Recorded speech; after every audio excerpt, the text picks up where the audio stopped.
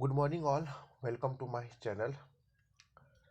Assignment 6 का result आ चुका है, आप लोग देख सकते हो। उसको भी मैं अपलोड कर दिया हूँ, और जिसमें 10 में मेरे को 9 मिला है। लेकिन 10 में 10 मिलना चाहिए था, क्योंकि मैं उसको रिसर्च करके ही बनाया था। और मैं NPTEL का भी लेक्चर देखा था, और थोड़ा बहुत इधर उधर गणेशा वनेशा बुक से भी रेफ़र किया था। और आर के जैन का एक वो बुक आती है ऑब्जेक्टिव टाइप, उसमें भी मैं देखा था। तो उसमें जो dissipation of energy from the fuel जो सराउंडिंग्स होती है, वो जनरली थोड़ा बहुत ज़्यादा हाई होती है। लेकिन पता नहीं आंसर क्यों गलत हो गया है। अगर हमको तो लगता है कि अभी भी डाउट हो सही होना चाहिए, बट वो गलत है। तो इसी कारण से मेरा 9 आया है। तो फिर नेक्स्ट टाइम और ज़्यादा मैं रिसर्च करूँगा। हो सकता है कहीं रिसर्च का कमी हो गया होगा, इसलिए 9 आया है। तो मेरा एक रिक्वेस्ट है सबसे, प्लीज़ सब्सक्राइब माय चैनल। अगर आप सब्सक्राइब नहीं कीजिएगा तो मेरे को इंकरेजमेंट नहीं मिलेगी। अगर इंकरेजमेंट नहीं मिलेगी तो मैं उतना डिले करूँगा अपलोड करने में, या तो लगता मतलब कि थोड़ा इंटरेस्ट कम हो जाता है, क्योंकि मैं इतना मेहनत करता हूँ। व्यू तो जाती है बट सब्सक्रिप्शंस नहीं होती है। मुझे पता है कि सब कोई अपना अपना लाइफ में बिजी है। कहीं कोई जॉब कर रहा है, कोई पढ़ा रहे हैं, बट उसका पास टाइम नहीं है लेक्चर देखने के लिए। तो मैं उसके लिए हूँ, मैं रिसर्च कर रहा हूँ यहाँ वहाँ से, और चाहता हूँ कि फुल एक्सप्लेनेशंस के साथ आप लोग को आंसर प्रोवाइड करूँ। तो आते हैं वीक 7 का IC engine and gas turbine का वो सॉल्यूशंस लेके। ये देखिए, मैं question number 1, which of the following is a kind of compressible flow machines. तो ये ध्यान रखिएगा। तो कंप्रेसिबल जो फ्लो मशीन्स होती है, उसमें क्या होता है कि appreciable change in pressure, temperature, density, जो तीनों चीज को चेंज करता है कंप्रेसिबल फ्लो मशीन्स। मतलब जिसको कंप्रेस कर सके, है ना। तो जिस कंप्रेस अगर करेगा तो उसमें प्रेशर भी चेंज होगा, टेम्परेचर भी चेंज होगा, डेंसिटी भी चेंज होगा। मतलब एप्रिशिएबल, है ना। एप्रिशिएबल चेंज, थोड़ा बहुत चेंज होने से उसको हम लोग इनकम्प्रेसिबल मान लेते हैं, है ना। तक अगर बहुत ज़्यादा चेंज हो रहा है प्रेशर, टेम्परेचर, डेंसिटी, तो वो क्या क्या आता है, कंप्रेसर आता है, स्टीम टरबाइन और गैस टरबाइन। ये तीन चीज़ आता है, compressor, steam turbine and gas turbine. याद रखिएगा, हाइड्रोलिक टरबाइन नहीं आता है, क्योंकि उसमें वाटर मीडियम होता है जो इनकम्प्रेसिबल होता है। तो ध्यान रखिएगा, कंप्रेसिबल फ्लो मशीन में तीन ऐसा चीज़ है जिसमें appreciable change in pressure, temperature, density होती है। वो है compressor, steam turbine and gas turbine, ठीक है। और इनकम्प्रेसिबल फ्लो मशीन्स में अगर हम लोग जाते हैं तो उसमें क्या होता है, पंप्स एंड हाइड्रोलिक टरबाइन, जिसका मीडियम क्या होता है, लिक्विड, है ना। और liquid means water, water medium होती है, और जो इनकम्प्रेसिबल होती है, ठीक है। तो ये हम लोग को ध्यान में रखना है ना। और अगर हम लोग और एक दूसरा चीज़ में जा सकते हैं incompressible flow machines, fan, fan, है ना, low pressure blower and wind turbines. तो ये ध्यान रखना है। ये सब हम क्यों बोल रहा हूँ, क्योंकि इसमें जो मीडियम यूज़ किया जाता है, एयर या गैस, एट लो स्पीड में यूज़ किया जाता है, जिसमें मान के चलिए कि उसमें जो डेंसिटी का चेंज होती है नेग्लिजिबल माना जाता है। मतलब कि बहुत ज़्यादा इफेक्टिव नहीं होता है प्रेशर या डेंसिटी में जो चेंज होती है, इसलिए उसको इनकम्प्रेसिबल फ्लो मशीन्स में रखा गया है। जो अगर आप वाटर का मीडियम लेते हैं तो पंप्स एंड हाइड्रोलिक टरबाइन आ जाएगा, क्योंकि वाटर आप लोग जानते ही है कि वो आपका इनकम्प्रेसिबल फ्लूइड है। और अगर fan, low pressure boiler and wind turbine अगर लेते हैं तो air, air air and gas जो लो स्पीड्स में, ये आप लोग समझ रहे, फैन वो बहुत ज़्यादा ये नहीं है ना। और लो, LP, लो प्रेशर ब्लोअर हो गया, या तो विंड टरबाइन, ठीक है। तो ये हम लोग का आंसर क्या होगा, steam turbine. Which of the following is a kind of compressible flow machines. तो ये क्या हो जाएगा हम लोग का, स्टीम टरबाइन आपका आंसर होगी। इसका आंसर जो होगा क्या होगा, स्टीम टरबाइन, ठीक है। सेंट्रीफ्यूगल फैन, ये सब हम लोग का क्या आ जाएगा, इनकम्प्रेसिबल फ्लो मशीन में आ जाएगा। विंड टरबाइन आपको हम बताए ही कि वो इनकम्प्रेसिबल आ जाएगा। लो प्रेशर ब्लोअर, ये भी इनकम्प्रेसिबल में आ जाएगा। क्वेश्चन नंबर 2 में आते हैं, which one is the example of an impulse type hydro turbine. तो ये आप जानते ही है, हमको लगता है कि शुरू से पढ़ते आ रहे हैं कि पेल्टन व्हील, पेल्टन व्हील, उसको हम लोग पेल्टन टरबाइन बोलते हैं, जो क्या होता है इम्पल्स टरबाइन में आती है। बाद बाकी जो फ्रांसिस हो गई या तो कैप्लन हो गया, पार्सन्स टरबाइन, ये सब हम लोग का क्या होता है रिएक्शंस टरबाइन में आता है। तो इसका आंसर क्या होगा पेल्टन व्हील, पेल्टन व्हील और Pelton turbine. Okay, question number 3 में आते हैं। तो क्वेश्चन नंबर 3 में हम लोग क्या देख रहे हैं, तो क्वेश्चन नंबर 3 में हमको ध्यान देना है कि इनकम्प्रेसिबल फ्लो मशीन। तो इनकम्प्रेसिबल फ्लो मशीन जिसमें हम लोग क्या कर सकते हैं कंप्रेस नहीं कर सकते। तो लिक्विड मतलब कि वाटर मीडियम होगा, तो वाटर मीडियम अगर किस में देख रहे हैं या पंप या तो हाइड्रोलिक टरबाइन होगा, दोनों में से एक होगा। लेकिन हमको ध्यान देना है कि हाइड्रोलिक टरबाइन के लिए कुछ है क्या। तो हाइड्रोलिक टरबाइन में इसमें आप देख सकते हैं क्या है कि हाइड्रोलिक टरबाइन क्या करता है कि प्रोड्यूस करता है ना, पावर प्रोड्यूसिंग मशीन्स भी है। तो हम लोग का देख रहे हैं कि 4 में पावर प्रोड्यूसिंग मशीन है। तो हाइड्रोलिक टरबाइन हमारा क्या हो जाएगा 4 का 4 हो जाएगा, hydraulic turbine machine power producing machines हो जाएगा, ठीक है। और इनकम्प्रेसिबल फ्लो मशीन्स तो पंप आ जाएगी। दूसरा क्या है power absorbing compressible flow machine. Pump क्या है कि वो भी पावर को एब्जॉर्ब करती है, बट वो इनकम्प्रेसिबल फ्लो मशीन है। इसमें क्या लिखा हुआ power absorbing compressible flow machines. तो इसीलिए उसमें 2 में पंप नहीं होगा, पहला में होगा क्योंकि वो इनकम्प्रेसिबल फ्लो मशीन्स होता है, ठीक है। Power absorbing compressible flow machines, तो ये क्या हो जाएगा कंप्रेसर। कंप्रेसर क्या होता है वो पावर को एब्जॉर्ब करता है, है ना, पावर को एब्जॉर्ब करता है। और क्या होता है कंप्रेसिबल फ्लो मशीन्स में आती है ना, कंप्रेसिबल फ्लो मशीन्स में आती है। तो इसका क्या हो जाएगा ये ध्यान में रखिएगा, ये आपको ध्यान में रखना है कि 2 का 1 हो जाएगा, 2 का 1 power absorbing compressible flow machines मैंने 2 का 1 एक्सियल कंप्रेसर हो जाएगा, ठीक है। अगर मान लीजिए power absorbing incompressible flow machines होता 2 नंबर पे, तो उसका आंसर पंप भी होता। लेकिन ये एक मैचिंग है तो हमको देखना है थोड़ा, ये सब को ही ट्रिक से इसी सब को ध्यान में रखना है कि क्या करना है। तो सबसे पहले याद रखना है कि इसमें क्या हो जाएगा पंप का इनकम्प्रेसिबल फ्लो मशीन्स होगा, पंप इनकम्प्रेसिबल फ्लो मशीन हो जाएगा, ठीक है। हो गया clear. Power absorbing compressible flow machines है, इसलिए ये क्या हो जाएगा कंप्रेसर क्या होता है कि वो एब्जॉर्बिंग करती है और कंप्रेसिबल फ्लो मशीन है, तो ये 2 का 1 होगा, ठीक है। तीसरा नंबर एक्सटेंडेड टर्बो मशीन्स। तो एक्सटेंडेड टर्बो मशीन्स मतलब क्या होता है कि जो मशीन्स इनक्लोज्ड नहीं होता है इन केसिंग या केसिंग से इनक्लोज्ड नहीं होता उसको एक्सटेंडेड टर्बो मशीन्स। तो extended turbo machines generally example क्या होता है विंड टरबाइन, आप विंड टरबाइन को देखते होंगे, उसमें कोई केसिंग्स नहीं होती है बाहर से, उसका ब्लेड्स जो है वो केसिंग्स नहीं होता है, ठीक है। प्रोपेलर को भी आप देख सकते हो उसमें कोई केसिंग्स नहीं होता। या हेलीकॉप्टर हेलीकॉप्टर का जो रोटर आप लोग देखते हैं उसमें भी कुछ केसिंग्स नहीं होती है ना।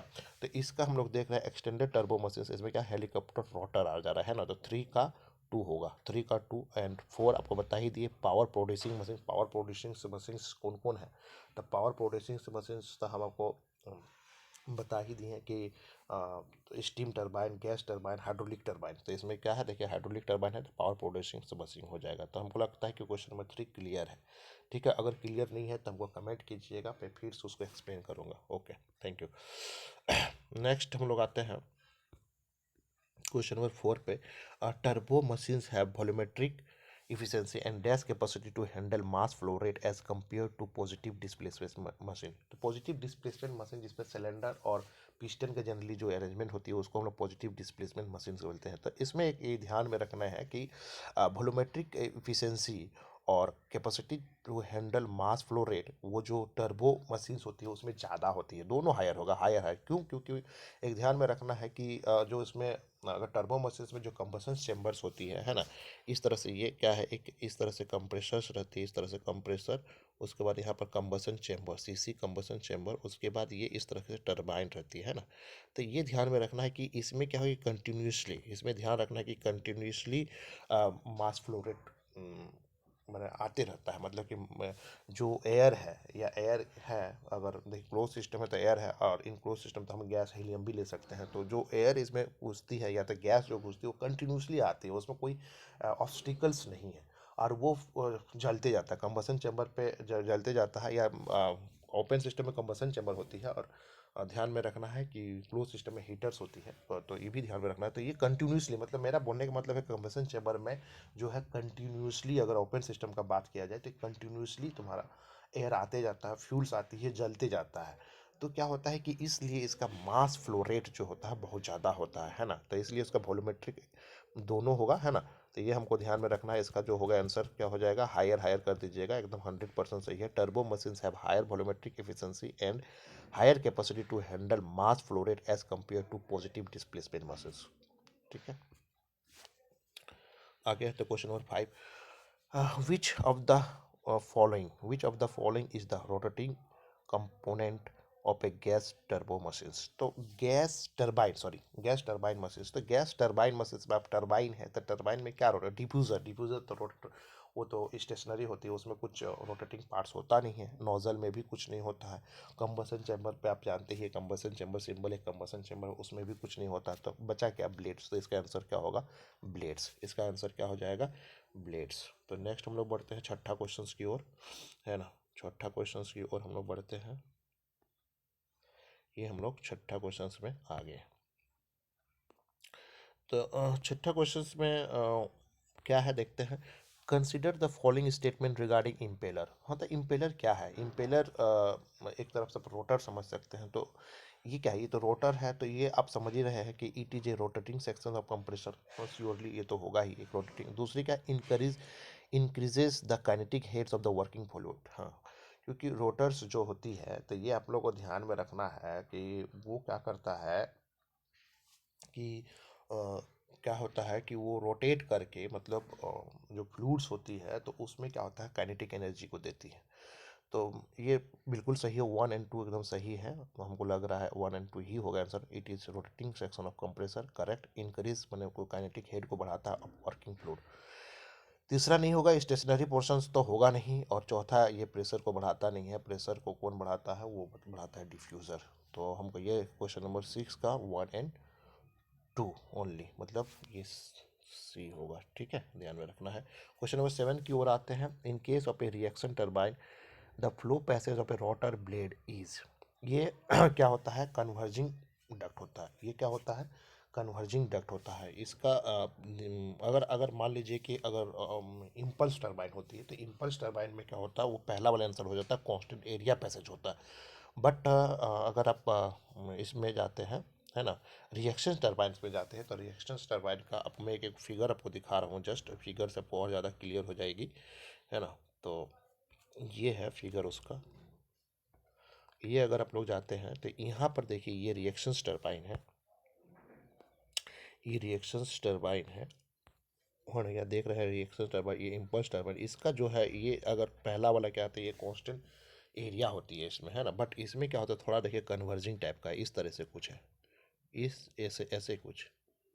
ठीक है, तो इसका आंसर क्या हो जाएगा, आप लोग समझ रहे होंगे, इसका आंसर क्या हो जाएगा, कन्वर्जिंग। इसमें नो डाउट, कोई डाउट है नहीं। तो आप लोग को ये हमको लगता है क्लियर है। तो तो हम लोग का ये हम लोग देख लिए हैं। तो कन्वर्जिंग डक्ट होगा इन the case of reaction turbine. Question number 7, the flow passage of the rotor blade is converging duct. Question number 8 में आते हैं। क्वेश्चन नंबर 8 में क्या बोला गया है, ये ऐसे, तो इसको हम लोग टिक कर देते हैं क्वेश्चन नंबर 7 को। ऐसे आप लोग देख ही रहे होंगे, फिर भी मैं टिक कर देता हूँ क्वेश्चन नंबर 7। ठीक है, और क्वेश्चन नंबर 8 पे आते हैं। In in gas turbine power plant the multi spool arrangement is use to. देखिए, multi spool arrangement is use to, multi spool मतलब क्या, कि नंबर ऑफ कंप्रेसर्स जो होता है, लो प्रेशर कंप्रेसर्स को हम लोग क्या करते हैं कि उसमें लगाते हैं। मतलब कि एक मतलब कि एक एक साफ्ट, दो साफ्ट, है ना, साफ्ट एक हॉलो साफ्ट रहता है ना। उसको मतलब कि दो कंप्रेसर्स डाल दिए, दो टरबाइंस डाल दिए, तो क्या होता है कि हम प्रेशर्स रेशियो को बढ़ाते हैं, है ना। तो प्रेशर्स रेशियो को बढ़ाते हैं तो हम लोग का इफिशियंसी बढ़ता है। प्रेशर्स रेशियो को जब बढ़ता है, प्रेशर रेशियो अगर बढ़ जाएगा तो मेरा इफिशियंसी बढ़ता है। तो याद रखिएगा, इन gas turbine power plant the multi spool arrangement is use. Multi spool इसलिए किया जाता है कि नंबर ऑफ आप कंप्रेसर बढ़ा देते हैं, हम लोग टरबाइन बढ़ा देते हैं, दो शाफ्ट रहता है ना। एक जो हायर और हायर कंप्रेसर रहता है, हायर कंप्रेसर और हायर टरबाइन, एक जो शाफ्ट होती है वो हॉलो रहता है, उसके अंदर रहता है एक शाफ्ट जिसमें लोअर कंप्रेसर और लोअर टरबाइंस होती है, लो प्रेशर टरबाइंस। तो ये हम लोग इसलिए क्यों करते हैं, मतलब इसको बढ़ाते जाते हैं, इसलिए करते हैं कि प्रेशर रेशियो को बढ़ाता है। जब प्रेशर रेशियो बढ़ता है तो हम लोग का क्या होता है, इंक्रीज थर्मल इफिशियंसी। तो इंक्रीज हम लोग का थर्मल इफिशियंसी होती है। ठीक है, क्वेश्चन नंबर 8 हो गया। अब 9 और 10 में हम लोग जाते हैं। Question number 9 and 10। Question number 9 में क्या है, हाँ क्वेश्चन नंबर 9 में हम लोग ध्यान, क्वेश्चन नंबर 9 में choose the correct statement for the steam turbine power plant. तो इसमें क्या है कि ध्यान में रखना है कि हाई वर्क रेशियो होता है, क्योंकि choose the correct statement for the steam turbine power plant. High work ratio होता है as compare to the gas turbine plant. क्योंकि मैं आपको बताना चाहता हूँ कि आप लोग देखे होंगे रैंकाइन साइकिल में जो पढ़े हैं, तो रैंकाइन साइकिल में एक्चुअली क्या होता है, स्टीम पावर प्लांट में जो है वो रैंकाइन साइकिल का यूज़ होती है, और गैस पावर प्लांट में ब्रेटॉन साइकिल का यूज़ होती है। तो रैंकाइन साइकिल में आप ध्यान रखिएगा, जो टरबाइन का वर्क होता है, नेट वर्क, वो बहुत ज़्यादा होता है इन कंपेरिजन टू पंप का वर्क से। तो इसलिए पंप का वर्क को हम लोग क्या करते हैं, उसको जनरली क्या होता है कि वो नेगलेक्ट ही मान के चलते हैं, उसको नेगलेक्ट मान के चलते हैं।